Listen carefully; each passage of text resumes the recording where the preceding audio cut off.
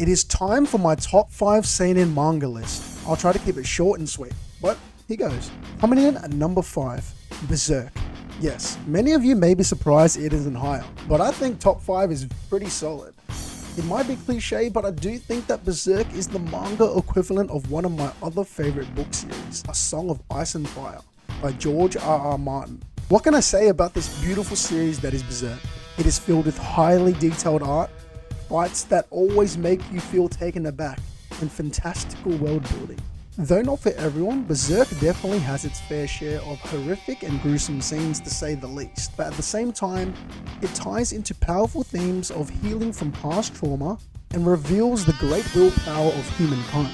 The personal journey of Guts is an interesting one, and the story of Berserk as a whole proves to be way more than just revenge, earning itself a spot in my top 5 at number 5.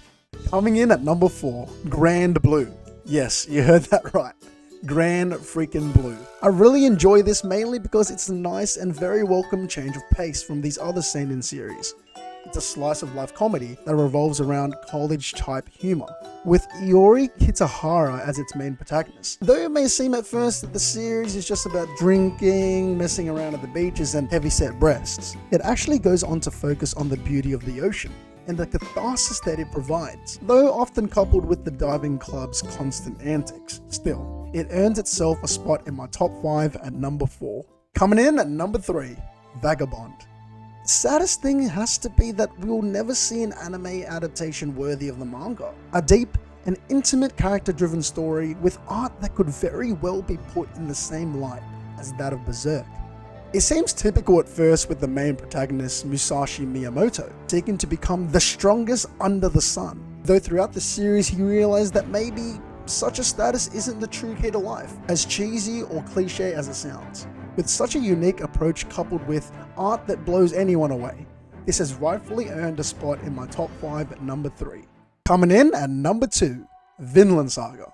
Man, this definitely has to be one of the best series in recent years. Yukimura's manga is a Viking epic and classic, following the story of a bloodthirsty Thorfinn who goes on a resonating and emotional journey of self-discovery. It is constantly exploring themes of growing past vengeance into redemption.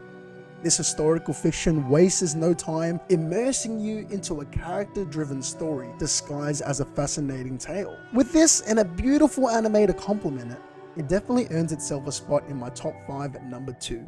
Coming in at number 1, Kingdom, Wingdom, all of it my personal favorite. Honestly, any of these 5 could be interchangeable by you guys, and I couldn't hate it. Yasuhisa Kingdom is highly acclaimed as a seinen drama and historical fiction with good reason. Its length and success alone can rival that of One Piece.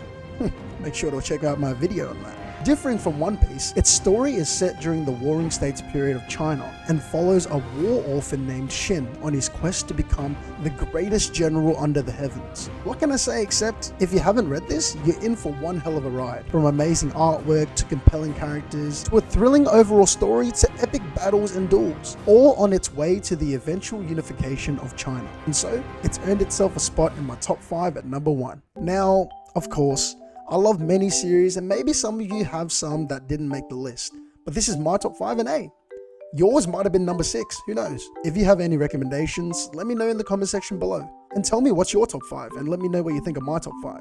Thanks for watching the video, I appreciate you guys.